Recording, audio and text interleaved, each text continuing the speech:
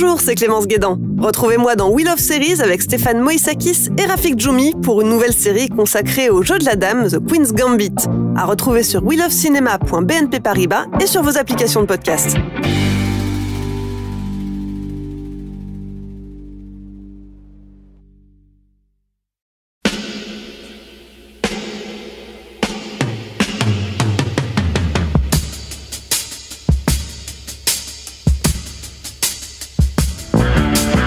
Copain Jack Burton, il regarde l'orage bien droit dans les yeux et il lui dit: T'es si tocard que tu passerais pour un chef-d'œuvre de l'art moderne.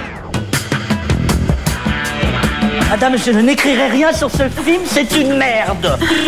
Merde. Ce sont les gars qui se prétendent normaux qui vous déçoivent. Les dingues, ça ne fait jamais peur.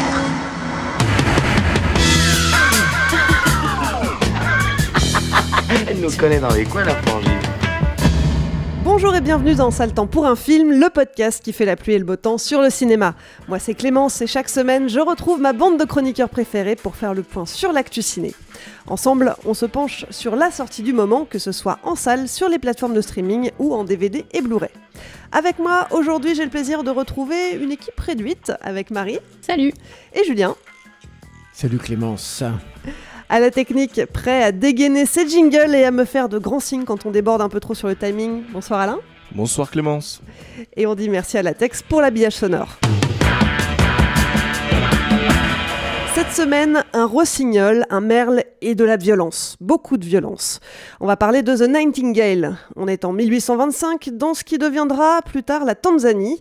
Oui, mais à l'époque, l'île qui appartient à l'Australie est sous domination anglaise. On y découvre Claire Carroll, jeune bagnarde irlandaise qui décide de traverser le bush accompagnée de Billy, un esclave aborigène. Son but, retrouver les soldats et officiers qui l'ont violée et ont assassiné son mari et son bébé sous ses yeux. Et bien sûr, se venger. Ce film, c'est le second long métrage de Jennifer Kent, qui avait été largement salué pour son Mr Babadook, sorti en 2014. Croulant sous les propositions après ce premier succès, la réalisatrice australienne avait préféré se concentrer sur l'écriture et la réalisation de ce drame. Le film commence à dater un peu puisqu'il a été tourné en 2017 et a été dévoilé pour la première fois au public à la Mostra de Venise en 2018. Jennifer Kent a d'ailleurs remporté le prix spécial du jury à cette occasion. Après l'angoisse et l'horreur dans Mr Babadook, on quitte le surnaturel pour des atrocités bien réelles.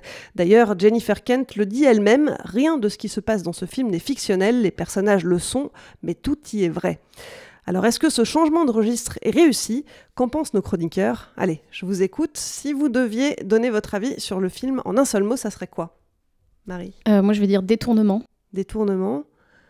Violence, c'est pas très inspiré. Détournement. Tu fais la tronche déjà Clémence, mais ne fais pas la tronche encore, j'ai pas parlé et tout quoi. Je vois ne ferai bien. pas la tronche. Tu fais la moue, elle fait la moue. J'analyse. Vous ne la voyez pas mais elle fait la moue. Et pourtant on est ses chroniqueurs préférés. C'est vrai, pareil, ouais, elle m'a dit ça à tout le monde. C'est Ouais. le chouchou. On y croit Moi j'y pas. crois plus. Non, moi J'y non crois plus. ouais, J'y croyais au début mais j'y crois ouais, plus. c'est fini. Mais non, tu seras toujours ma préférée. Allez, c'est parti.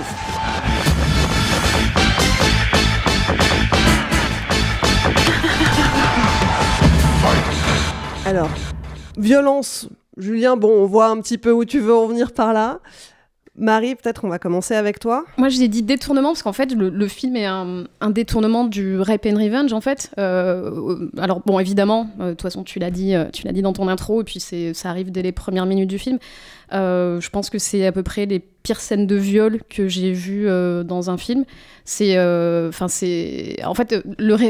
la base le Rape and Revenge c'est un genre qui est quand même très voyeur, très complaisant par rapport à ces scènes de viol et qui en contrepoint établit une figure un peu de final girl vengeresse qui va aller retrouver ses bourreaux pour les tuer et en fait elle part sur ça au départ, mais les scènes de viol sont d'un réalisme horrible, elles sont hyper bien mises en scène, c'est des scènes où on voit rien, on voit pas un centimètre carré de peau, on voit à la limite une épaule au maximum je crois, et c'est pourtant les plus traumatisantes que j'ai vues. Tu vois des détails quand même, avec Sam Caffey je sais qu'il est en train de, je suis désolé hein, c'est un peu cru mais qui remet sa bite, en fait tu comprends ça. Non mais justement c'est qu'en fait c'est des trucs qui sont suggérés mais tu vois pas grand chose et en fait t'as le regard de je sais plus comment s'appelle l'actrice et j'aurais pas écorché son nom mais voilà t'as son regard. Super. Je la trouve incroyable tout au long du film. Et t'as ces plans sur elle, t'as des plans subjectifs quand elle voit le plafond. Et c'est vraiment... Tu le vis avec elle, c'est très très dur. Et il y a plusieurs scènes de viol, donc elles sont toutes aussi difficiles les unes que les autres.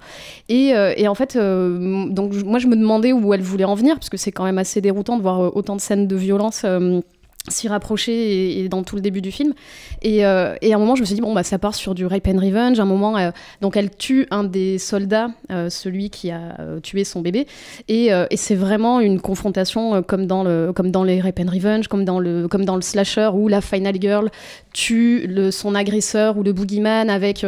là, les scènes sont... Enfin, les images sont inversées, la mise en scène est inversée par rapport aux scènes de viol, où là, c'est elle qui est sur lui. Dans les scènes de viol, elle est filmée en plongée, là, elle est en film en contre-plongée. C'est elle qui le pénètre, comme dans... c'est un trope du slasher et du rape and revenge, elle le pénètre avec son couteau, donc c'est la scène de viol inversée et tout. Je me suis dit, bon, ok, ça part sur ça.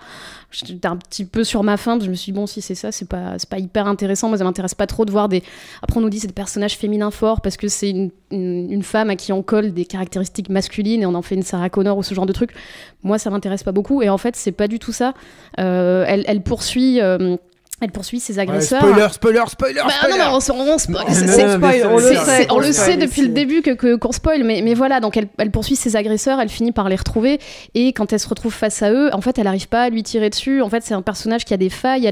Ce premier meurtre, en fait, la hante. Elle a des scènes de cauchemars. Enfin, il y a des scènes de cauchemars. Elle a des cauchemars toutes les nuits quand elle repense à ça. Et du coup, le film part sur autre chose. Il part sur sa relation avec Billy, cet aborigène. En fait, c'est un petit peu la convergence des luttes. En fait, c'est des gens qui s'aperçoivent qu'ils sont tous les deux opprimés, parce qu'en fait c'est aussi une histoire d'oppression. C'est une histoire sur la fondation de l'Australie, qui a une histoire peut-être qu'on connaît un peu moins en France, parce que c'est un pays assez lointain, qui connaissent pas non plus là-bas, hein. C'est une des raisons du combat du film aussi, ouais, parce que c'est très... En fait, c'est une histoire quand l'Australie a été colonisée, c'était une colonie pénitentiaire, donc en gros c'était peuplé que de soldats et de bagnards, et donc ce personnage féminin, c'est une fille qui a fait 7 ans de prison et qui essaie de faire sa vie, et en fait on voit qu'elle est opprimée parce qu'elle est une femme, parce qu'elle est une ancienne prisonnière, mais elle-même c'est l'oppresseur, parce qu'au départ elle traite très mal Billy, qui est lui-même un aborigène, qui est tout en bas de l'échelle, mais on voit que même les soldats entre eux, il y a une hiérarchie et qui sont tous en train de s'opprimer les uns les autres, et en fait c'est vraiment un film de classe, en fait, qui montre en fait c'est pas des personnages fonction, juste le méchant violeur manichéen, c'est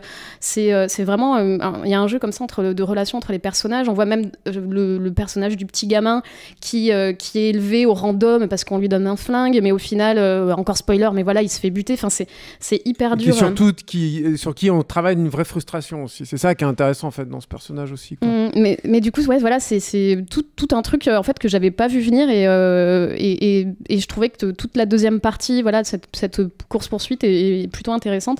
Et donc il y a toute aussi la relation qu'elle crée avec Billy, donc qui est son guide, et qui montre aussi toute cette partie de l'histoire aborigène, parce que c'est quand même, moi je suis allée en Australie, c'est un truc dont on parle, mais dont on parle pas. On te dit en Australie que la culture aborigène a été perdue, leur langue a été perdue. T'es genre, hop, elle était là, pouf, on l'a perdue.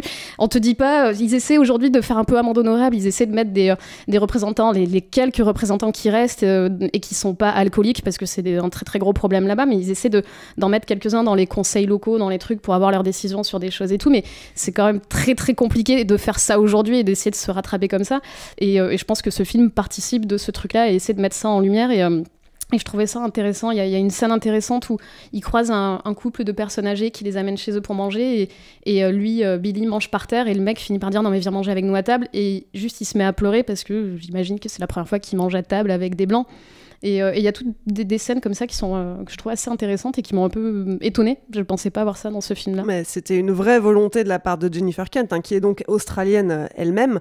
Le film, il faut savoir qu'il a été produit en collaboration avec la Tasmanian Aboriginal Elders, donc les anciens de Tasmanie, anciens aborigènes de Tasmanie, qui eux-mêmes confirment que tout ce qu'on voit, tout ce qui est dépeint dans le film est honnête est nécessaire. Et c'est une version tout à fait réelle de leur histoire. Ouais. Et qu'elle mérite d'être racontée. Et je sais qu'ils ont travaillé avec des linguistes pour essayer de recréer la langue, parce que pareil, c'est une langue qui a un peu disparu et dont on n'a que des bribes aujourd'hui. Absolument. Et son guide, c'est un gros spoiler aussi là, mais c'est censé être le dernier représentant en fait de cette tribu-là en fait. C'est ça aussi, c'est là aussi où il y a une charge en fait symbolique qui arrive sur les personnages petit à petit. Et ce que tu dis sur les langues, c'est qu'effectivement, il y a le Palawakani, donc un dialecte aborigène aujourd'hui disparu qui a été recréé par des linguistes pour le film, exprès pour le film, à partir d'enregistrements et de documents historiques. Et puis il y a aussi le gaélique qu'on entend régulièrement, puisque elle, le personnage de Claire, elle est irlandaise. Et finalement, ces deux langues sont toutes les deux synonymes d'oppression. Oui, c'est ce qui les rattache à leur culture et elle parle en gaélique avec son mari et oui, c'est un peu un symbole de résistance entre guillemets et en tout cas d'individualité qu'on essaie de leur supprimer.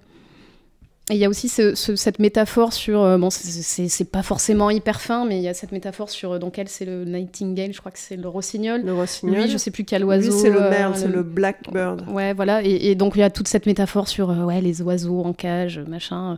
Bon, c'est pas forcément hyper fin, mais bon, voilà, moi, je trouvais ça pas mal aussi. C'est surtout un point d'accroche. Ils disent vraiment le côté oiseau en cage Non, mais c'est ce que tu comprends plus ou moins, tu vois. Enfin, moi, je l'ai vu comme ça, mais voilà.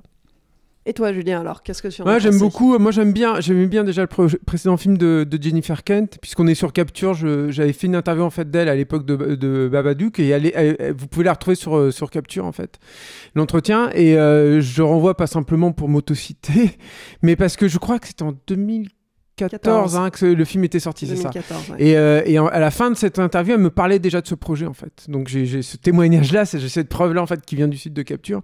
Et c'est un truc qui lui tenait à cœur. Et ce qui était assez marrant, moi, ce qui m'a frappé en fait quand je l'avais rencontrée, cette dame, c'est qu'elle a un truc hyper affable et cool en fait quand tu la vois. Et en même temps, tu sens que ça boue en fait là-dessous. Tu sens que ça boue. Tu sens qu'il y a un truc qui a besoin de sortir. Et il y a un truc voilà comme ça chez elle et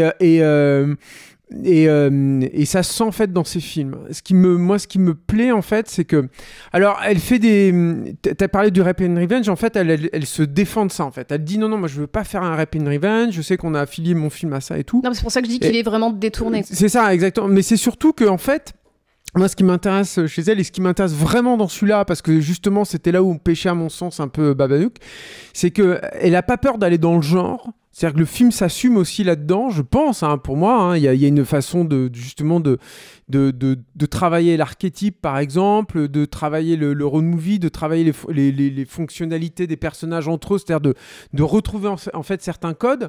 Sauf qu'elle a réussi à investir tout ça d'une réelle humanité, moi je trouve. Je trouve que le film, par exemple, il est vraiment touchant, vraiment émouvant. Et surtout de ramener en fait ces archétypes, ou en tout cas, enfin c'est pas des archétypes d'ailleurs, mais en tout cas ces personnages à ce qu'ils sont censés représenter, c'est-à-dire à l'intérieur de ce système en fait. C'est-à-dire qu'il n'y a pas tant de coupables et de victimes en fait que sur un système en fait qui conduit finalement à ça en fait. Et c'est ça qui me plaît, c'est-à-dire que elle réussit sur à peu près tous, parce que c'est vrai que bon, sur le personnage joué par Sam Claflin, j'ai toujours un nom après. Claflin, c'est ça, qui est un choix assez étonnant d'ailleurs, puisque c'était un peu le beau gosse en fait des films young adults jusqu'à présent, j'ai l'impression en tout cas, moi comme ça que je le percevais ce gars. Mais lui, c'est vrai que tu trouves un peu moins d'excuses sur les autres, et encore, si tu sens la frustration du mec, tu sens tout de suite ce gars élevé sur des codes anglais, un code de l'honneur en fait très très strict, et qui est dans une frustration totale. Tu sens tout de suite cette perception du monde totalement vicié qui a permis ce type de drame-là.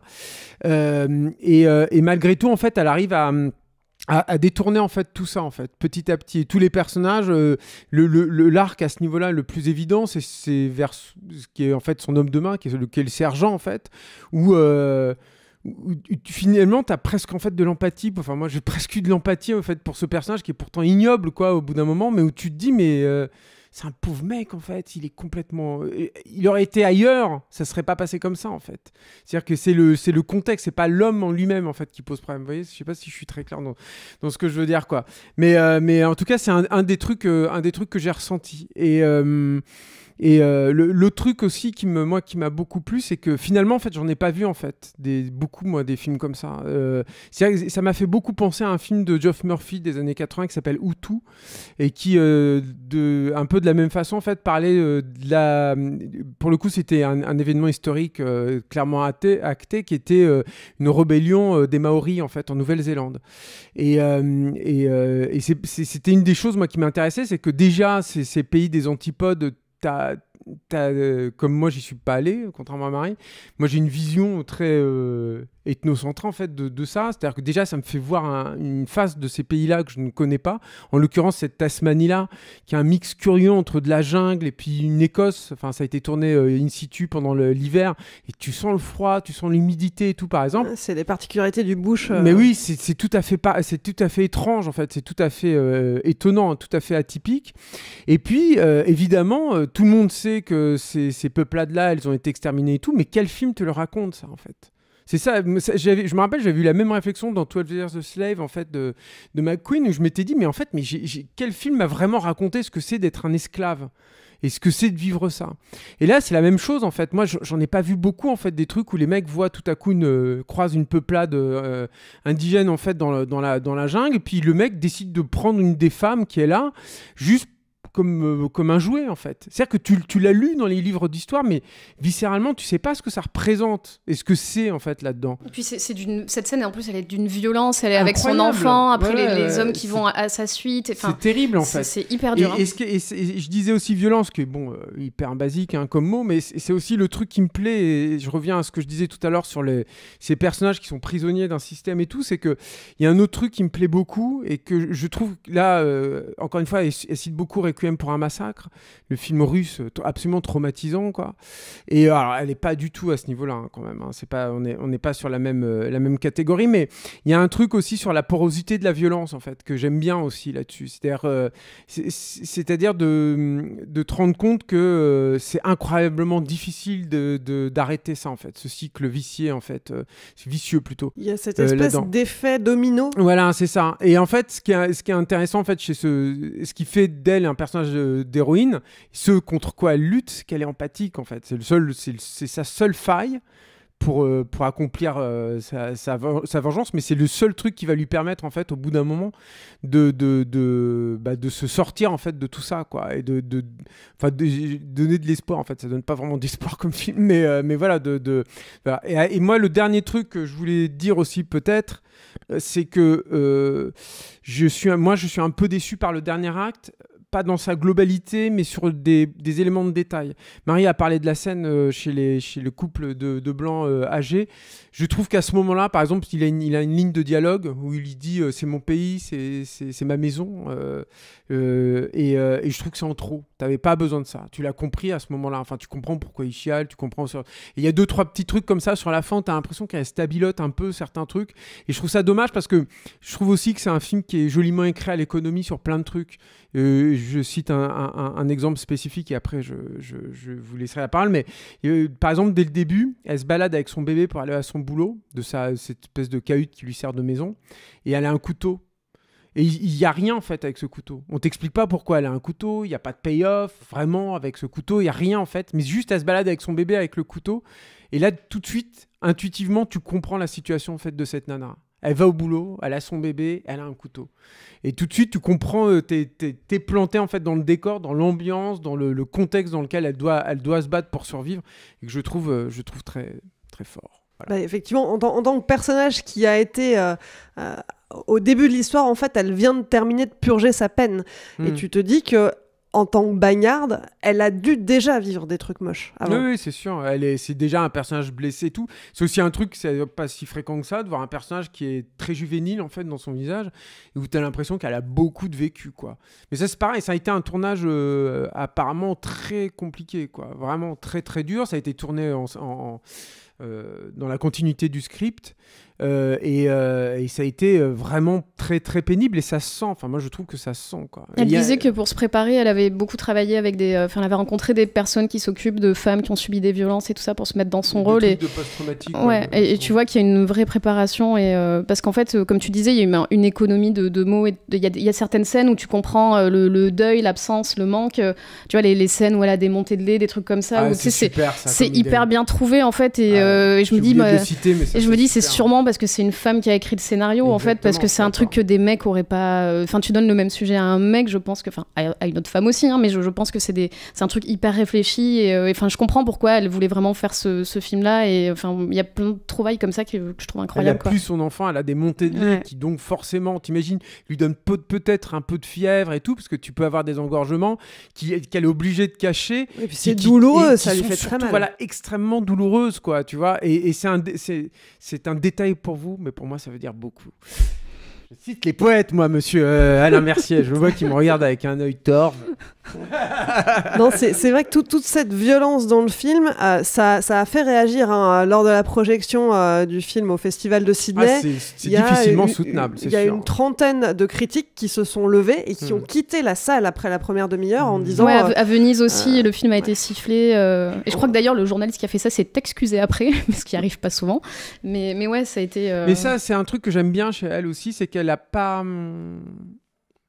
C'est un film qui est bien filmé, qui est plutôt bien photographié et tout, mais elle cherche pas du tout à être élégante. C'était ça aussi dans Babadook aussi. C'est qu'elle citait, par exemple, dans Babadook, elle citait le cinéma expressionniste allemand des années 20, mais c'était sans affaîtrie. C'est-à-dire que s'il faut être crade et s'il faut filmer un truc, elle y va, quoi. Elle le filme. Et autant sur les scènes de sexe, elle joue la carte de l'évocation, elle le joue. Moi, je suis complètement d'accord avec Marie. C'est hyper... frappant. Enfin, moi, c'est... Waouh, moi, c'est des scènes qui m'ont physiquement fait mal. En fait, il y a peu de films qui me font réagir physiquement et j'étais pas bien pendant toute la première demi-heure. Mais par contre, sur les scènes de violence, mais la nana, elle y va à fond, quoi. Je veux dire, les pieux et tout, tu les vois. Elle a pas peur, en fait. S'il faut y aller, elle y va, quoi. C'est ça aussi, ça que j'aime beaucoup. C'est ça aussi qui fait que c'est pas un film de... Pour moi, elle tombe pas dans les travers du film de festival ou du film à prix. Et d'ailleurs, c'est pas un film qui a... on voit que même dans son exploitation, je suis pas sûr qu'il rentre dans aucune des catégories. C'est-à-dire que... même nous ici, on a mis beaucoup de temps avant de le voir. Tu vois, c'est pas un truc... Moi, je pensais qu'il allait arriver vite en festival, qu'on allait pouvoir le voir assez vite en 2018-2019. Et en fait, entre le fait qu'il a mis du temps, plus le Covid et tout, au final, on se le retrouve bazardé maintenant, alors qu'on aurait pu le voir il y a quelques années en salle, quoi. Et moi, je suis content. C'est Condor, je crois, qu'il le sort en France. Tout à fait. Il va sortir en DVD. C'est super, hein, moi j'adore, c'est un super éditeur, c'est super personne à Condor et tout. Mais tu vois, par exemple, la jaquette qu'ils mettent, tu sens que les mecs se disent on va avoir du mal. Moi, quand tu vois le truc, tu dis mais c'est une va-t en guerre, elle va aller truc. Il y a des drapeaux qui brûlent et tout derrière. C'est pas du tout le film. Et en fait, je l'ai vu, la jaquette, je me dis donc là, ils se disent qu'ils vont avoir du mal à le vendre pour ce qu'il est. Et c'est pas ça, en fait, qu'il aurait fallu vendre. Mais le problème, c'est que t'achètes un film avec cette jaquette. Je pense que moi, je savais un peu ce qui se trouvait dans le film, mais si tu te bases juste sur l'affiche, t'es sacré. Tu tombes de haut. Je pense que tu tombes de haut quand tu vois dans quoi tu tombes, quoi. Oui, clairement, c'est une volonté marketing derrière. Hein. Du coup, je vais rajouter un truc aussi, moi. C'est genre toujours plus. Ouais. Non, mais je voulais rajouter en fait, elle a tourné dans un format aussi presque carré, parce qu'en fait, elle disait qu'elle voulait pas perdre ses personnages dans le décor. Et c'est vrai que l'Australie, bon, là, c'est la Tasmanie, donc c'est une île, c'est un peu différent, mais c'est vrai que l'Australie, c'est quand même un pays avec des énormes espaces. Et en fait, t'es dans une forêt et t'as vraiment cette sensation un peu étouffante où ils sont toujours dans des bouches, dans des trucs. T'as l'impression de marcher avec eux et de galérer avec eux en poussant. Tu sais, le cheval passe pas dans les trucs, le guide les fait passer dans des endroits, ils comprennent pas pourquoi il faut monter, il faut se perdre. Et en fait, t'as ce cadre resserré. Un super travail sur les décors. Ouais. Et ce cadre resserré, tu te fais vraiment ressentir ça, et t'es sur les personnages, t'es avec eux dans le truc, et tu les perds jamais dans des espaces, en fait. Tu te sens coincé comme eux, finalement. Exactement. Oui, et puis t'as pas de... C'est aussi un film qui te montre les trucs et qui te le fait comprendre dès le début. C'est-à-dire que si je me souviens bien, c'était filmé en 2:35 et elle travaillait justement l'absence, en fait, l'espace négatif. C'est-à-dire que tu disais il peut y avoir dans ce coin des ténèbres là une menace, ou il peut y avoir un truc. Alors que là, on n'est pas là-dedans, en fait. Là, t'es avec l'humain dans tout ce qui peut avoir de déviance et tout. Et du coup, c'est vrai que t'as l'impression que tu peux pas échapper au mec, quoi. Que c'est là, et puis tu as une proximité avec eux que parfois tu n'as pas du tout envie d'avoir. Et pour revenir à la scène de viol dont parlait Marie, je pense qu'elle aurait été tournée sur un format large, t'aurais pas eu du tout la même sensation, quoi. Voilà, c'est... C'est tout à fait effectif. C'est un choix aussi que je trouve hyper culotté et intéressant. Moi, je suis content de revoir du format carré au cinéma. Alors pour conclure ce film, on le regarde ? On le regarde, mais il faut savoir que c'est pas facile. Moi, je pense que je le reverrai pas avant très longtemps, parce que c'est quand même une épreuve. Enfin, en tout cas, toute cette première demi-heure, 3/4 d'heure, c'est quand même une épreuve. Puis le film est long, il dure quand même 2h20 ou 2h15, ouais. Donc c'est assez long, même si je l'ai pas trouvé si long que ça. Mais c'est un film, voilà, quand c'était fini, j'étais contente de l'avoir vu. Sur le moment, c'était moins facile, quoi. Oui, mais et en plus, c'est 2h15, mais c'est terrible parce qu'en disant ça, on ne donne pas envie de le voir, mais c'est 2h15, mais il n'y a pas de... Là aussi, elle est assez courageuse quand même, parce qu'il n'y a pas de... Comment dire ? Il n'y a pas de soupape, en fait. C'est-à-dire qu'elle se permet pas... Il y a parfois des petits trucs décalés qui te font sourire, des trucs comme ça et tout, mais par contre, elle y va à fond et elle y va à fond tout le temps, en fait, quoi. Et elle te lâche pas, en fait, sur le truc, quoi. Donc c'est vrai que c'est pro. Moi, je pense qu'il faut vraiment le voir, hein, vraiment. Hein. Déjà, encore une fois, c'est bien que Condor le sorte. C'est dommage qu'on le voit pas en salle, mais c'est bien qu'il le sorte. C'est bien que cette meuf-là, elle existe, quoi. Moi, j'ai hâte de voir ce qu'elle va faire ensuite, aussi, quoi. Parce qu'il y a aussi, moi, je trouve qu'il y a une amélioration forte, en fait, entre son premier et son second film. Alors bon, après, le premier, c'était tout petit, là, c'est dans un cadre un peu plus disons, consistant et confortable, quoi. Même si, encore une fois, le tournage a été difficile, quoi. Mais ouais, il faut le voir, il faut la soutenir, et je pense que c'est quelqu'un à suivre, quoi. Moi, je suis effectivement très curieux de voir ce qu'elle va faire. Ensuite, elle veut faire un film de SF. Ce qui, là encore, montre qu'elle n'est pas là où on l'attend. C'est-à-dire qu'elle sort de ce truc-là, qui fait un peu devoir de mémoire, pour sortir un grand mot. Et là, elle veut faire un truc de SF, quoi. Donc, c'est intéressant. Elle est chouette, quoi. Mais je crois que c'est une mini-série, ceci dit. Bon, voilà. On en saura plus peut-être bientôt. En tout cas, si vous voulez vous faire votre propre avis et le voir, The Nightingale est déjà disponible. Il sort en DVD prochainement, mais il est déjà disponible sur OCS. À noter que le film est interdit aux moins de 16 ans. Et vous en pensez quoi ? Un petit mot, une courte phrase. Dites-nous tout sur le répondeur de Capture Mag. Pour ça, il suffit de nous laisser un petit message vocal via Messenger. Dans la dernière émission, on parlait de Possessor, le film d'horreur dystopique de Cronenberg fils. L'équipe n'avait pas été tendre avec ce pauvre Brandon, mais nos auditeurs partagent-ils cet avis ? Alain, on est tout oui, que nous réserve le répondeur ? Salut à tous, j'espère que vous allez bien. Je vous écoute toujours avec moult délices, évidemment, parce que c'est toujours un plaisir de vous entendre. Il me permet juste de réagir quelques secondes sur la dernière critique que vous avez faite, donc le dernier échange autour de Possessor de Brandon Cronenberg. Moi, je fais partie de ceux qui ont apprécié le film. Mais finalement, pour toutes les raisons que vous avez invoquées, en fait, je trouve que vous avez raison sur absolument tout. Mais justement, moi, tous les arguments que vous invoquez, en fait, m'intéressent dans la mesure où c'est ce qui a fait que j'ai apprécié le film. Alors évidemment, il y a un côté arty, un côté je pète plus haut que j'ai le cul. Chez Brandon Cronenberg, c'était déjà le cas dans Antiviral. Mais là, ce que je kiffe vraiment, c'est cet univers qui finalement, dans les contours, sont très peu définis. Salut Capture, c'est pour parler de Possessor de de Brandon Cronenberg, excusez-moi. Donc, qui est un film qui m'a laissé complètement indifférent. Donc, on voit effectivement que Cronenberg a une certaine filiation avec son père, les thématiques du corps, de la sexualité, de la transformation du corps. Sauf que son père faisait du cinéma de genre, du cinéma qui questionnait, du cinéma qui percutait, qui parfois choquait. C'est un peu rentre dans l'art, quoi. Et là, c'est complètement... il est poseur, il fait des jolis plans, tout ça, mais voilà, ça va pas plus loin que ça. Merci beaucoup d'avoir explicité mon ennui face au film. J'ai rien à ajouter.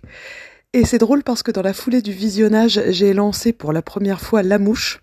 Et j'ai des images bien stockées dans ma tête qui ont rejoint, je dirais, ma banque de données plan cinéma, qui va hanter ton subconscient pendant X années de ta vie, avec un fluide impliqué et une bonne sensation de malaise, que je n'analyse pas, mais que j'ai ressenti. Alors que Possessor, là, c'est plus de l'ordre de la nuit d'amour et lisse et sans saveur, que t'oublies direct après. J'ai trouvé que c'était un film plutôt correct, c'est pas la purge à laquelle je m'attendais. En revanche, le personnage principal a zéro charisme. Et l'intrigue traîne un peu en longueur vers la fin. Je pense que 30 minutes de moins, ça aurait été plutôt pas mal, quoi. En revanche, on voit que le fils Cronenberg lorgne clairement du côté de son père, par son style un peu dérangeant et organique. Petite mention à Sean Bean qui surjoue et au sosie de Keith Harington qui est pas mal. Voilà, merci pour ce que vous faites et à bientôt. Salut.